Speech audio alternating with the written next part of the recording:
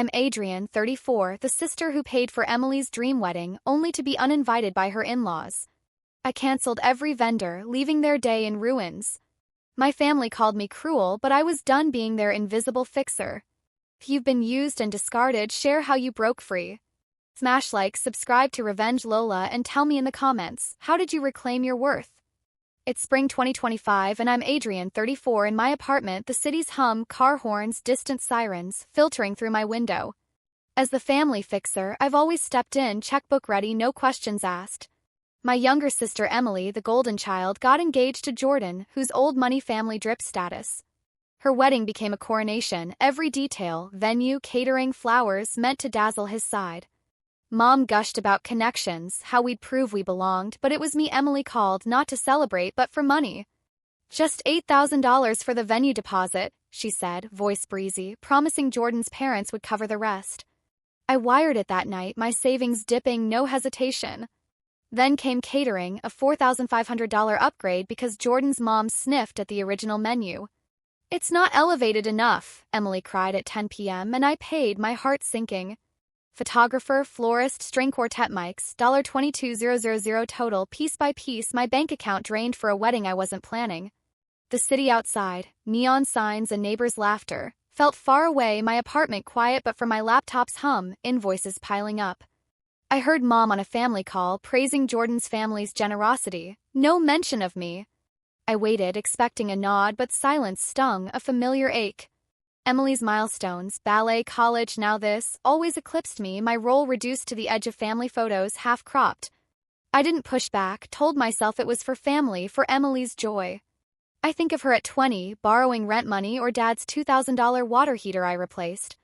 I never minded, believed family meant showing up, especially when it hurt. The wedding grew lavish, a gala beyond Emily's dreams, shaped by Jordan's mother's demands.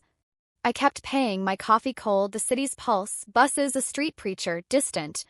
Mom's vague excuses kept me out of tastings, dress fittings, rehearsal plans. It's for immediate families, she'd say, or you wouldn't like it, Adrian. I swallowed it, my $22,000 a silent vow, my love for Emily a thread I clung to. I imagined her in white, smiling, maybe thanking me someday. My apartment's walls, bare but for a single photo of us as kids, held that hope. The city moved, taxis, a dog barking, but I was stuck, my heart heavy with unasked questions, my role a shadow in Emily's light, in a city that didn't see my sacrifice. 2 weeks before Emily's wedding, I'm in my kitchen, the city's evening glow, streetlights, a diner's neon, soft outside. My phone pings with a text from Mom. You're not coming to the wedding! Jordan's in-laws think it's best you sit this out. No hard feelings. I stare, coffee mug warm in my hand, the words blurring. Not invited to the wedding I funded with $22,000. I call Mom, voicemail. Emily, same. Text, no reply. 3 hours later, Mom texts, please respect their wishes. It's not personal. Not personal? The city hums, cars, a radio's beat, but my apartment is silent, my heart a stone.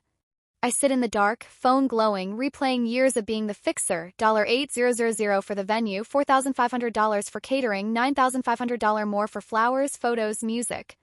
I think of Mom's excuses, barring me from tastings, fittings, dinners, her voice dismissing me. It's frilly nonsense, Adrian.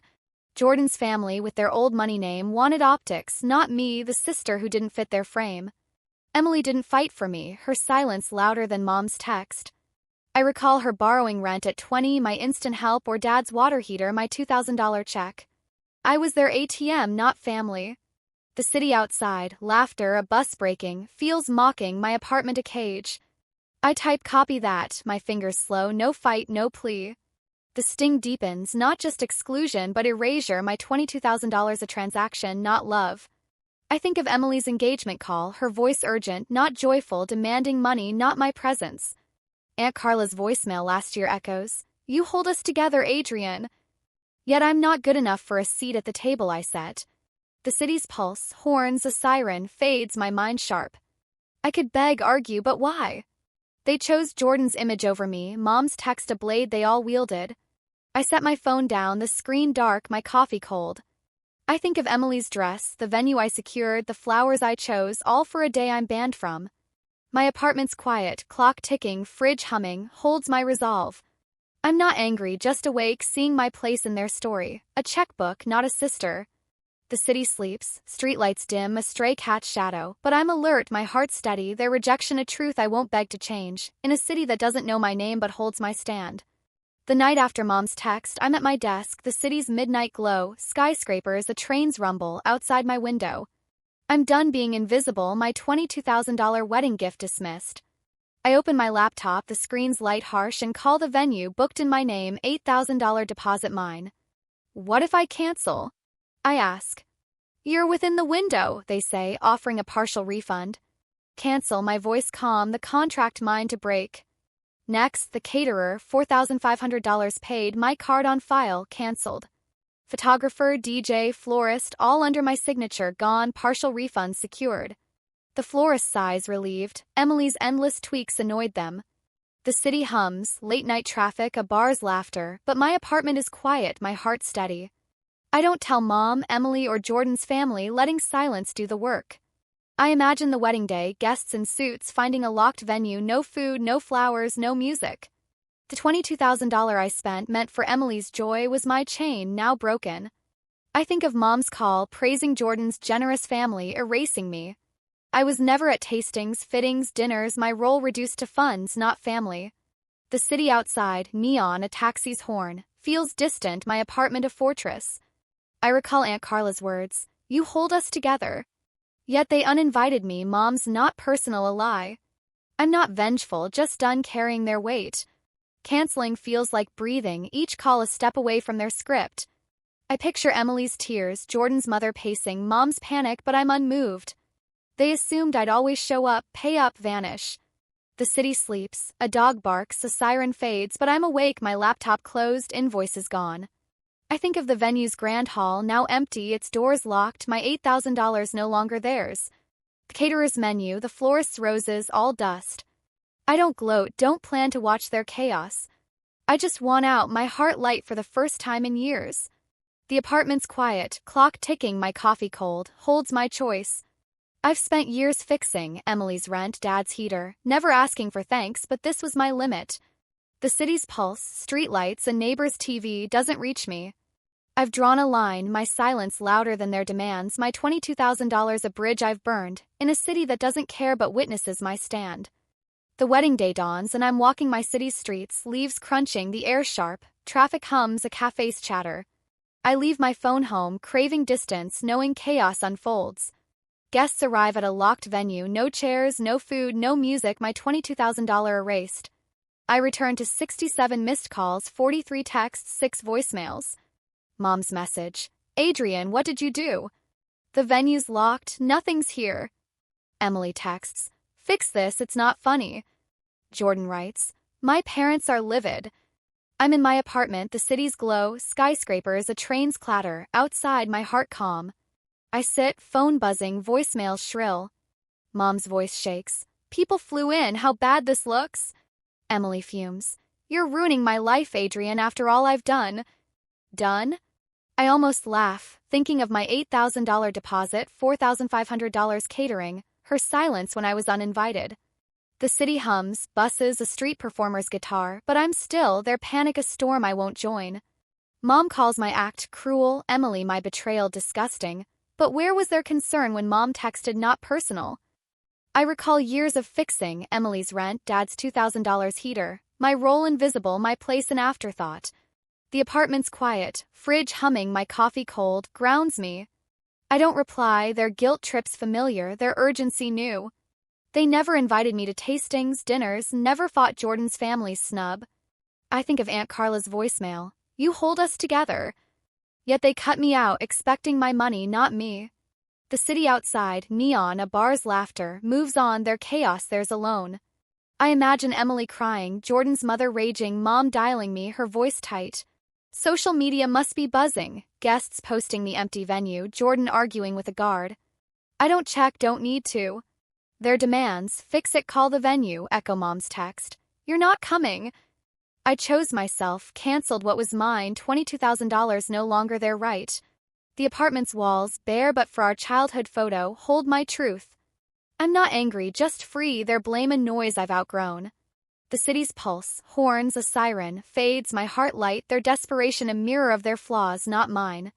I sip my coffee, the skyline steady, my silence a wall they can't breach, in a city that doesn't flinch but sees my strength. 3 months later, it's summer 2025, and I'm in a new city, my apartment small, the skyline fresh, trains rattle, a market's hum. I left my old life, the fixer role, after Emily's wedding collapsed. The fiasco spread online. Guests in dresses outside a locked venue, Jordan's family shamed, Emily and Jordan divorced, their marriage sand, not stone.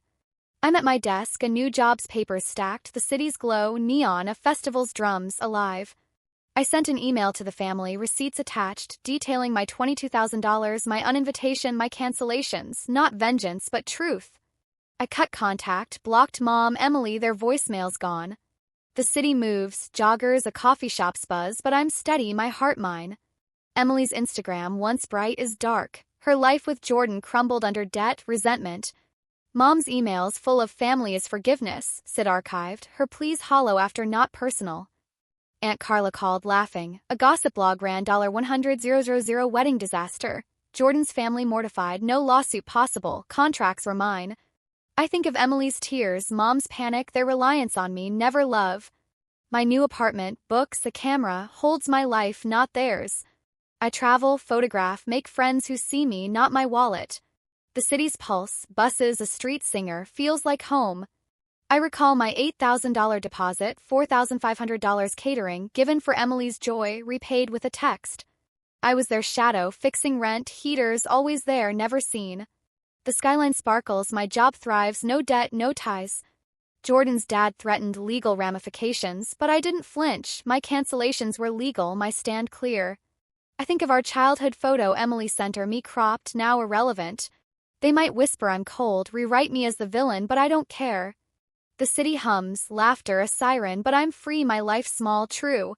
I learned family isn't obligation but choice, those who stay, not use. Emily and Mom flounder, their lessons theirs, not mine.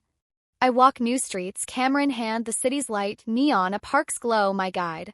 I'm not their ghost, not their ATM, just Adrian whole, my $22,000 a chain I broke, in a city that doesn't ask for my past but holds my future.